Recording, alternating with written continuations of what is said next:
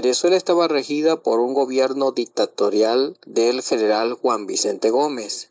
quien desde diciembre de 1908, es decir, 10 años atrás, había tomado el poder político en su calidad de vicepresidente de la República, en sustitución del entonces presidente general Cipriano Castro, quien por razones médicas se vio en la necesidad de marcharse hacia el exterior, dejando encargado a su más cercano colaborador, es decir, al general Juan Vicente Gómez. La coyuntura política de entonces determinó que, empleando una maniobra de carácter jurídico y político, el Tribunal de Justicia de la época aceptara una solicitud de juicio contra el entonces presidente Cipriano Castro por estar incurso en una orden de asesinato dictada contra uno de sus opositores políticos. Ante la aprobación de la solicitud,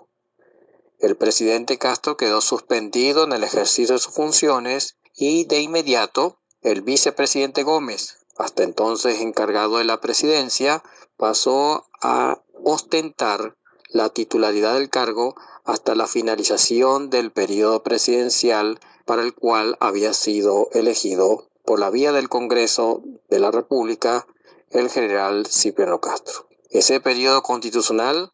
había de finalizar en abril de 1910. Finalizado ese periodo, el Congreso de la República,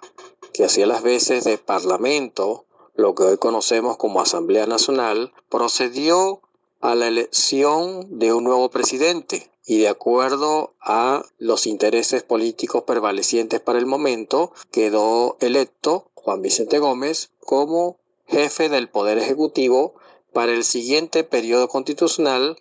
que debía extenderse entre 1910 y 1914. Sin embargo, durante este cuatrienio, Juan Vicente Gómez comenzó a adoptar un conjunto de medidas que poco a poco tendieron a fortalecer su figura, a consolidar su poder y finalmente a sentar las bases para una prolongación en el tiempo de su propio dominio. El argumento esgrimido por el general Gómez para justificar su prolongación indefinida al frente del gobierno fue una supuesta incursión de opositores políticos que pretendían cruzar la frontera desde Colombia hacia Venezuela con el fin de propiciar una revuelta armada que tendiese a destituir al jefe del gobierno y restablecer al frente del Ejecutivo al expresidente Cipriano Castro. Con el tiempo, estos argumentos permitieron al general Juan Vicente Gómez realizar un conjunto de modificaciones constitucionales que, de una u otra manera, le sirvieron para suspender la vigencia del ordenamiento constitucional vigente para la época y, en consecuencia, la celebración de una nueva elección en el seno de las cámaras legislativas para la designación de un nuevo presidente. Sobre todo, por cuanto la constitución de la época, la constitución vigente de la época, no permitía la posibilidad de una reelección inmediata en el cargo. Y dado a que el presidente Gómez ya acariciaba la idea de mantenerse en el ejercicio del gobierno, consideró pertinente emplear este argumento para dar al traste con esa limitante constitucional, establecer un marco excepcional que justificara su presencia al frente de los destinos del país. Así pues, el Congreso de la República, órgano al cual le competía la designación del presidente de la República, dado a que para la época no existía la figura del derecho al sufragio universal directo y secreto para la elección de los presidentes venezolanos, fue cesado en sus funciones y en su lugar se instaló una espuria asamblea de plenipotenciarios designados a dedo por el general Juan Vicente Gómez, quien instaló su cuartel general en la ciudad de Maracay con la supuesta intención de hacer frente a esa incursión militar que pretendía desestabilizar el orden y la paz reinante en Venezuela. De tal manera que para octubre de 1918, cuando se da a conocer el primer caso en las cercanías del puerto de La Guaira, en el litoral central del país, de la denominada gripe española, Venezuela se encontraba bajo el rigor de un régimen personalista dirigido por un hombre fuerte que se había adueñado de los destinos del país. Un hecho que llamó la atención en medio del desasosiego generado por los efectos inmediatos de la rápida expansión de aquella terrible pestilencia fue el rol protagónico asumido por los estudiantes de la Universidad Central de Venezuela en aquel momento pesaroso. Corresponderá a los estudiantes de medicina que cumplían sus deberes en las instalaciones del Hospital Vargas de Caracas y conscientes de los terribles efectos de aquella peste mundial, tomar la batuta en cuanto a la organización más o menos apropiada de las medidas sanitarias para evitar la propagación de aquella terrible enfermedad. Desde el momento en que se detecta el primer caso en La Guaira, en octubre de 1918, y durante un poco más de una semana, llamó la atención que el régimen de Juan Vicente Gómez se había sumido en un inexplicable inmovilismo, no adoptando las medidas de rigor a sabiendas de los terribles estragos que suscitaba la rápida expansión de aquella peste en otras partes del mundo. Los estudiantes de medicina procedieron a tomar la iniciativa de organizarse para atender los requerimientos de los sectores más vulnerables de la sociedad caraqueña y de otras partes del país donde sus pares también participaron en la atención de las víctimas. Mientras esta solidaria iniciativa estudiantil tomaba cuerpo en la ciudad de Caracas, al régimen dictatorial no se le ocurrió otra idea que proceder a garantizar la integridad física del dictador Juan Vicente Gómez, ordenando el traslado del jefe hasta la vecina población de San Juan de los Morros.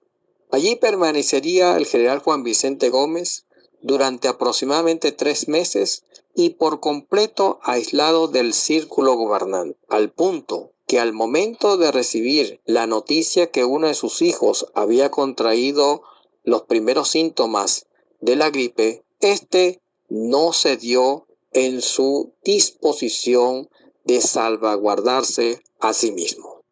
En medio de los gestos de solidaridad hacia las víctimas de aquella peste, también tuvo lugar lamentables situaciones de egoísmo y de aprovechamiento del mal de muchos.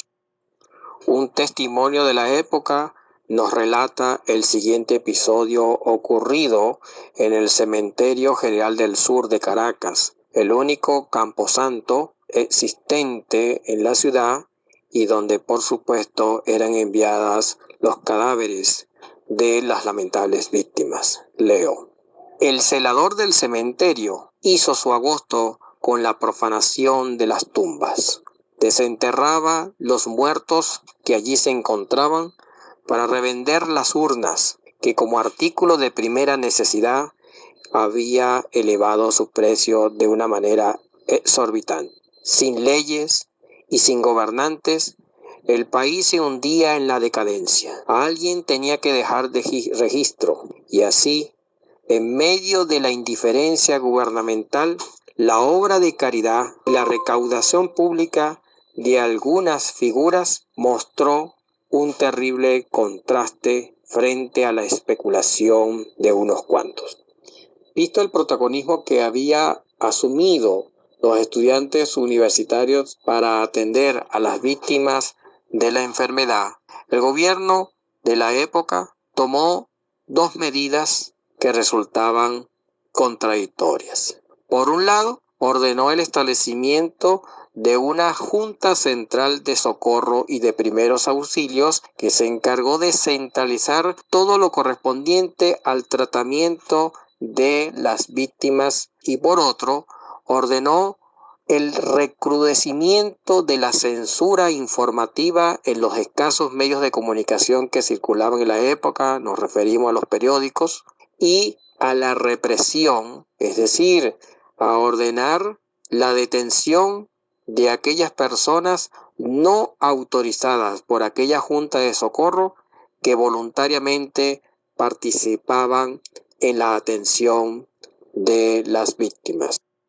Así, las fuerzas represivas de la dictadura de Juan Vicente Gómez toman las calles principales de Caracas y de otras ciudades para evitar cualquier conato de desorden que pudiese colocar en entredicho la estabilidad del régimen. Transcurrido las primeras semanas después del establecimiento de aquella Junta de Socorros y cercenada la participación de los estudiantes de la Universidad Central de Venezuela, varios de ellos, sumidos por el descontento y el malestar generalizado, comienzan a efectuar contactos con jóvenes oficiales de la Academia Militar establecida en Caracas, quienes también desde hace varios años mostraban por otras razones a manifestar su inconformidad con la manera de ejercer el poder por parte del dictador. Así,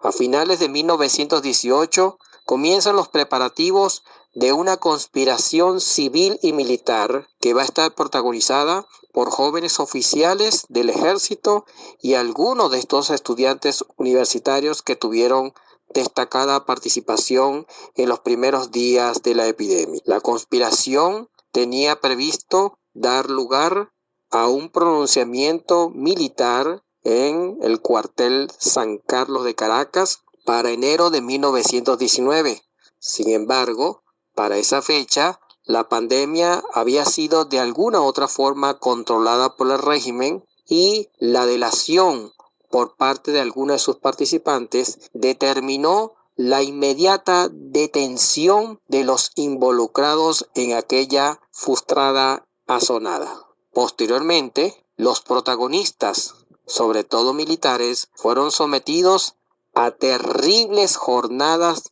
de castigo corporal que incluso suscitó la muerte de varios de ellos para servir de escarmiento a cualquier otro movimiento que pretendiese deponer al régimen de Juan Vicente Gómez.